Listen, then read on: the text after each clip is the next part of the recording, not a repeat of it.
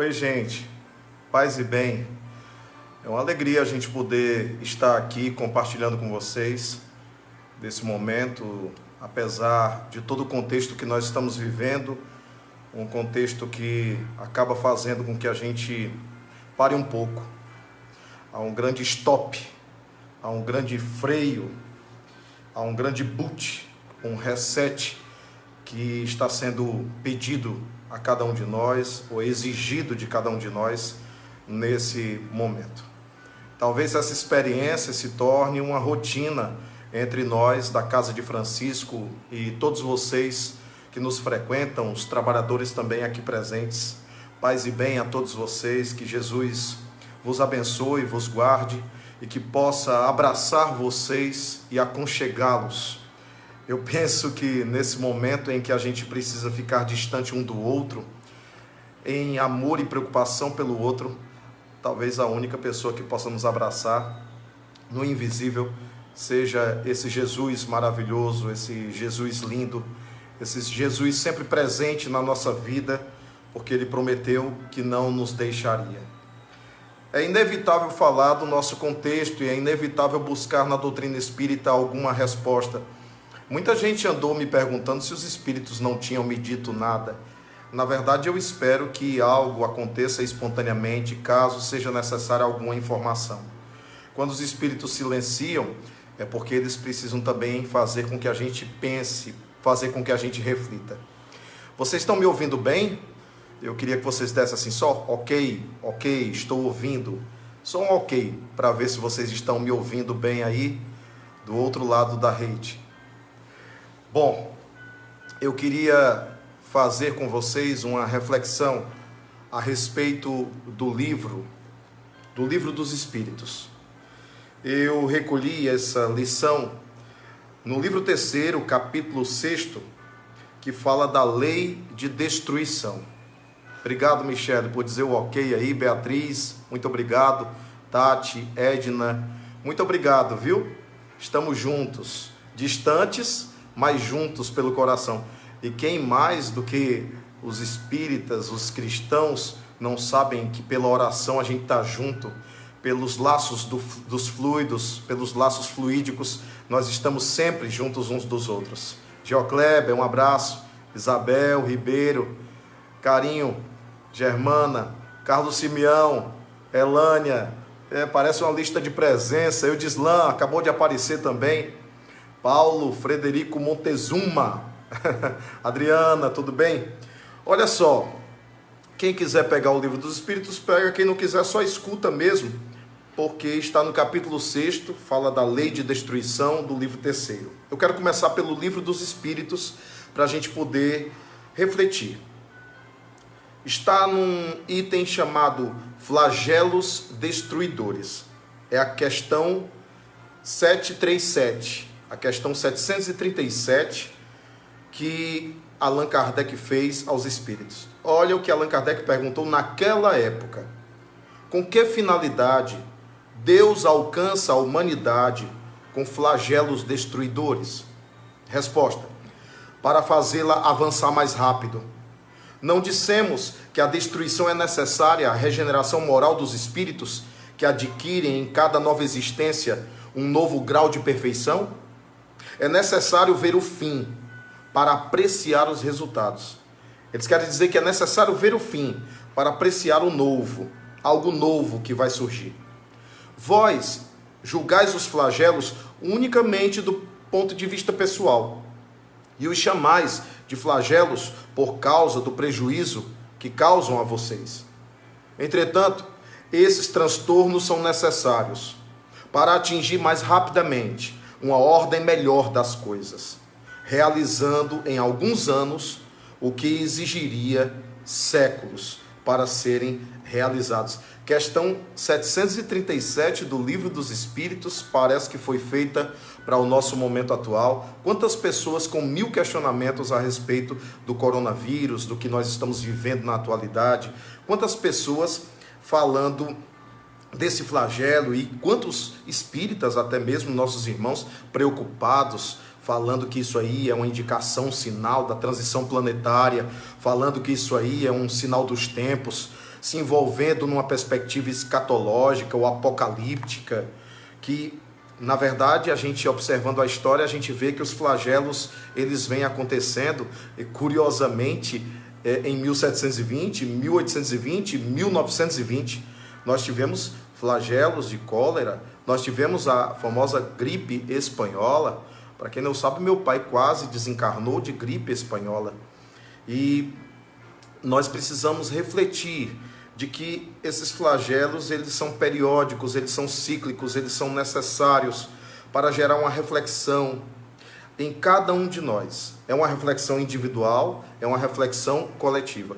Eu lembraria a vocês que nessa mesma parte do Livro dos Espíritos, a terceira parte, ela trata das chamadas leis morais. E uma das leis morais é a chamada lei de sociedade. Nunca foi tão urgente a gente ter que pensar no outro. Por isso, eu também separei para vocês uma leitura da Bíblia. Eu tenho uma Bíblia Peshitta, que ela é traduzida, aqui para quem quiser ver, ela é traduzida do aramaico, e é uma grande raridade, mas ela é interessantíssima, porque ela busca aquela tradução mais primitiva, mais original. Na primeira carta de João, capítulo 3, onde ele fala de amar por obras e não por palavras, no item 16, diz assim: nisto conhecemos seu amor por nós, que ele deu sua vida por nós. Assim também nós devemos dar a nós mesmos por nossos irmãos. Você vê que os flagelos, eles acabam fazendo com que se desperte em cada um de nós algum processo de fraternidade. A gente começa a pensar não só na gente, a gente começa a ter que olhar um pouco para o lado, a gente começa a ter que se voltar um pouco para o outro. A gente precisa enxergar que existe a outra pessoa. E nessa correria que nós estávamos vivendo, nessa vida acelerada, sôfrega, nessa verdadeira loucura de correndo não sei para onde, a gente estava esquecendo da pessoa que estava do nosso lado. Eu costumo dizer que, em nome da tecnologia, em nome do mundo virtual, em nome de todas as facilidades que a tecnologia tem nos oferecido, nós estávamos esquecendo do abraço, do beijo, do carinho, do aconchego, da carícia. Nós estávamos esquecendo de expressar os nossos sentimentos através do toque, através do afago, como quem diz, olha, eu estou aqui, através de um aperto de mão, através de um ombro a ombro, como quem diz, você não está sozinho.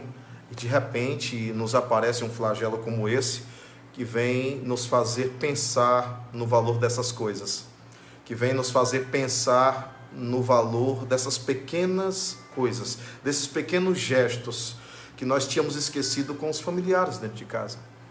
Eu vi um vídeo, um postzinho, né? Um videozinho de WhatsApp, em que o indivíduo disse assim, e de repente tudo voltou ao normal. As pessoas passaram a sentar à mesa e jantar juntas. As pessoas passaram a sentar-se na sala de estar e conversar sobre os seus problemas, sobre suas vidas. As pessoas passaram a perceber o outro, perceber os seus desabafos, os seus problemas. Por mais que muita gente fale só no tal do coronavírus, outros assuntos vieram a palpitar, e também a percepção das necessidades desse outro dentro do próprio lar, debaixo do próprio teto, vieram a aparecer. Então é uma reflexão que eu evoco para cada um de nós, para a gente poder pensar do quanto é necessário a gente viver com qualidade. E viver com qualidade é esse olhar, viver com qualidade é ouvir, viver com qualidade é ouvir o falar, o timbre da voz do outro. Viver com qualidade é afagar, abraçar. Eu cheguei em casa e a mamãe olhou para mim e disse assim, meu filho, mas eu não posso nem lhe abraçar. Eu disse, mamãe, eu cheguei da rua, eu não posso lhe abraçar, mas a gente vai se abraçar pelo olhar. A gente vai se abraçar dessa maneira, mas eu não posso abraçar a senhora. Mas meu filho, é um abraço. Eu disse para ela, eu amo a senhora, então eu tenho que protegê-la. E a gente precisa muitas vezes ter que renunciar o abraço. né? Em nome de proteger o outro. No Evangelho segundo o Espiritismo, eu trouxe foi livro para vocês, hein? No Evangelho segundo o Espiritismo, diz assim no capítulo 11, amar o próximo como a si mesmo. Diz assim: fazei aos homens tudo o que desejais que eles vos façam, pois esta é a lei e os profetas. Está em Mateus capítulo 7, versículo 12. Tratai todos os homens da mesma maneira que quereis que eles vos tratem. Nunca foi tão atual, nunca foi tão apropriada a lição de Jesus. Nunca o Evangelho esteve tão vivo. E nunca nós que não podemos ir para a nossa escola de espiritualidade, o Lar de Clara, tivemos que fazer essa escola aqui dentro. Nunca tantos fiéis que iam às igrejas tiveram que criar e perceber a igreja dentro deles mesmos. Dentro deles. Aquilo que a gente sempre dizia, a igreja é você. O templo é você. As exterioridades não trarão para dentro de nós a plenitude. Nós não sentiremos Deus verdadeiramente a partir da experiência do outro, somente a tua experiência, que precisa ser intimista. E aí eu lembro quando Jesus dizia assim: quando orares a teu Pai, entra no teu quarto e ora em secreto, e o teu Pai que te vê em secreto te escutará, te atenderá. Nunca foi tão urgente como hoje a vida, a circunstância, esse flagelo está pedindo para a gente se voltar para dentro do nosso quarto, para dentro do nosso ser, para essa caverna de Platão, digamos assim, para a gente poder começar a perceber Deus na transcendência de tudo, sem precisar de alguém lá fora, especificamente, que nos diga isso ou aquilo. O que nós estamos fazendo agora, por exemplo, é apenas uma provocação de reflexões necessárias para que a gente possa entender verdadeiramente o que está acontecendo conosco. Eu não tenho que ter medo, você não tem que ter medo. Porque nós sabemos também que Deus não é um senhor do acaso. Deus governa o universo. E Deus não permitiria que esse flagelo atingisse quem quer que seja, o país que fosse, o segmento social que fosse, a faixa etária que fosse, se não houvesse um propósito nesse sentido. Se não houvesse na vida de cada uma dessas pessoas que estão partindo em função do coronavírus, um propósito individual, um propósito para a vida dessa mesma pessoa. Aquele espírito deve ter no seu histórico, deve ter na sua programação reencarnatória algum processo que precisa expurgar de si mesmo. Essas mortes não acontecem por acaso. E que bom pensar com a doutrina espírita, que bom pensar com a ressurreição do Cristo e saber que essa morte não existe. E que essas pessoas estão simplesmente passando para o outro lado da vida, num momento crucial, e que com certeza elas estarão recebendo o amparo dos seus familiares desencarnados, nesse momento histórico que estamos vivendo. Mas ao mesmo tempo essas pessoas, elas também estão processando dentro de si as suas necessidades evolutivas, as suas necessidades fundamentais, particulares. Não há por que ter um terror. Naturalmente você não pode ser irresponsável, porque veja bem, não se trata de você. Não se trata só de você, se trata do outro. Você não vai sair aqui correndo no meio da rua ou visitando os estabelecimentos comerciais aleatoriamente, se envolvendo em multidões, em bares, em esquinas, em conglomerados, seja onde for. Você não vai simplesmente facilitar um processo que esse flagelo se multiplica assustadoramente. Mas ao mesmo tempo, você também vai compreender que só nos acontece o que nos é necessário, porque Deus é bom. Deus é bom, mesmo com todos esses flagelos. Deus é bom. Deus é tão bom que com esse flagelo Muitas vezes a sua voz está dizendo: eu quero que vocês parem. Já basta de tanta poluição nos rios, eu quero que vocês parem. Já basta de massacrar o lar de vocês, o planeta Terra tão sofrido, tão massacrado. Vocês precisam parar para refletir. Vocês precisam olhar mais uns para os outros. Vocês precisam pensar mais uns nos outros. Valorizar mais o tempo de convivência com vocês mesmos. Quanto tempo vocês estão usando para crescer? Por que é tão difícil conviver consigo? Por que é tão difícil ficar sozinho? Por que a sozinhez consigo parece ser sinônimo de tédio?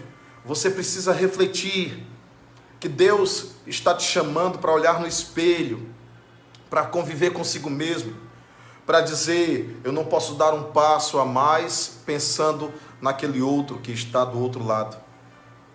É tudo isso. E Deus tem um propósito coletivo e individual. Você precisa descobrir o que Ele está querendo lhe dizer nesse momento. Você precisa entrar num clima de prece, de oração. A oração é um processo de entrega. Ao mesmo tempo que você vai estar vigiando para poder fazer o melhor, não só por si, mas pela sociedade humana, pelo mundo inteiro, você também, pela oração, vai estar se entregando a Deus e dizendo sempre assim: Senhor, que se faça a tua vontade. Eu estou procurando fazer a minha parte. Nunca foi tão urgente pensar na humanidade inteira. O coronavírus veio dizer que não há chineses, não há italianos, não há portugueses, espanhóis, não há norte-americanos, não há brasileiros. O coronavírus veio dizer que não há barreiras, não há idiomas. O coronavírus veio dizer para a gente que não há classes sociais, que nós precisamos perceber que um mínimo sopro das leis da natureza sobre nós é capaz de apagar a nossa vida. O coronavírus veio nos dizer que há um poder superior acima de cada um de nós. Veio dizer aos homens de poder, veio dizer aos grandes imperadores, veio dizer aos grandes orgulhosos do mundo que eles necessariamente não são tão poderosos, que algo invisível pode simplesmente furtá-los a vida de uma hora para outra. E já não terão mais seus impérios, porque não poderão carregar para a cova esses impérios. E já não terão mais suas riquezas, porque essas riquezas não servem no mundo para onde vão, o seu mundo primordial, o mundo original, o mundo dos espíritos, o mundo da ressurreição. O coronavírus veio esmagar o orgulho dessas criaturas humanas que só enxergavam cifras, números, estatísticas e não pessoas. Existe uma lição para eles, existe uma lição para nós. Quero dizer para vocês que nós tomamos uma medida, em conversação com a Rebeca, nós fizemos uma parceria com o pastor Tom, que é um missionário chegado da África e que é nosso vizinho do Lar de Clara. A gente fez uma parceria para alimentar as crianças durante esse período.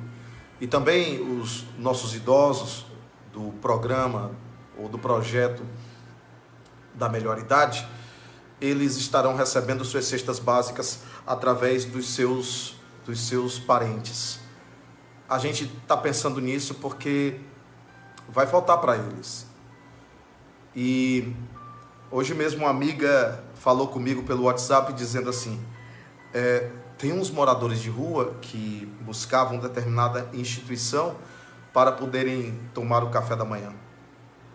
E ela disse que ia se munir de luvas e iria dar um jeito de separar os saquinhos de alimentos para deixar lá. Você já parou para pensar que você talvez esteja em melhor condição? O governo e as autoridades disseram assim: fiquem em casa. Mas tem gente que não tem casa.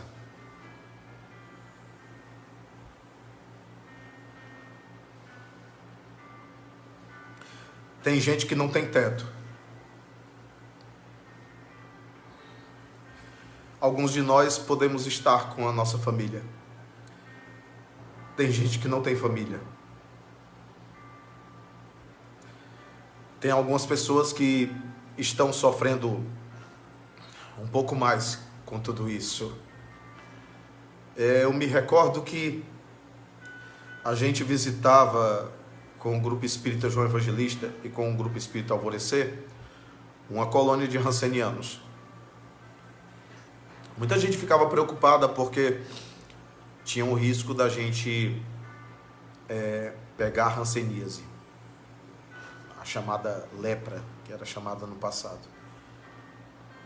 Mas lá eles estavam tratados nas colônias, era o lugar de menor risco, na verdade. O coronavírus tem uma estrutura diferente e realmente até nisso ele nos desafiou. Mas existem luvas e existe a chamada entrega não presencial. Talvez seja um caminho para que a gente não perca o senso da caridade. Eu sei que já estamos de alguma forma, quando nós ficamos no nosso lugar, quando nós não entramos em contato com outras pessoas, eu sei que nós já estamos exercendo sim algum senso de caridade, algum princípio de caridade. Mas tem gente que vai sofrer muito mais do que nós. Então fica aí o convite ao coração de cada um, a criatividade que possam ter. Para poder revisar as pessoas que estão chegando só agora, eu fiz um comentário da questão 737 do Livro dos Espíritos, em que os Espíritos deixam claro que os flagelos são formas de fazer com que a ciência, a humanidade avancem. Em questão de dias, possa fazer a humanidade avançar anos à frente. Que não é propriamente um castigo divino, mas uma forma que Deus encontrou de nos chamar a atenção. E Kardec, preocupado, ainda disse assim na questão 738. Para o melhoramento da humanidade, Deus não poderia empregar outros meios que esses flagelos destruidores? Sabe o que os espíritos responderam? Sim, Deus poderia usar de outros instrumentos, de outras ferramentas, de outros recursos. Mas é por causa da dureza dos vossos corações. E Deus emprega todos os dias, pois deu a cada um os meios de progredir pelo conhecimento do bem e do mal. É o homem que não tira proveito. É necessário que esses flagelos venham alcançá-lo no seu orgulho, para fazer-lhes sentir a sua fraqueza. Que palavras atuais, não é, meus irmãos? Para fazer a gente sentir a nossa fraqueza. Porque Deus nos deu todos os dias oportunidades para a gente abraçar, para a gente beijar, para a gente aconchegar.